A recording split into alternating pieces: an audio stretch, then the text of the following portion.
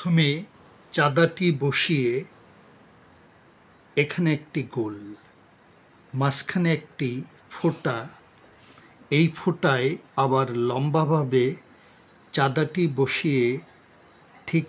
এই জায়গা পর্যন্ত একটি দাগ। এরপর এখানে ছোট একটি দাগ, এরপর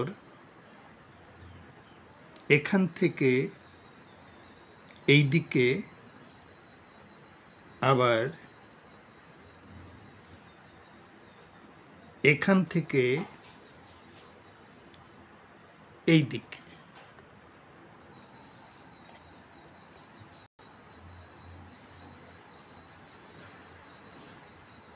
এই দিকে একটি ছোট দাগ, দুই পাশে দুটো, এরপর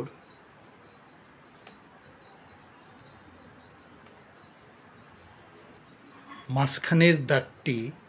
মুছে ফেললাম। এরপর এখান থেকে একটি বাঁকা দাগ, তারপর আরও একটি, আরও একটি, আরও একটি, এখান থেকে বেশ কয়েকটি,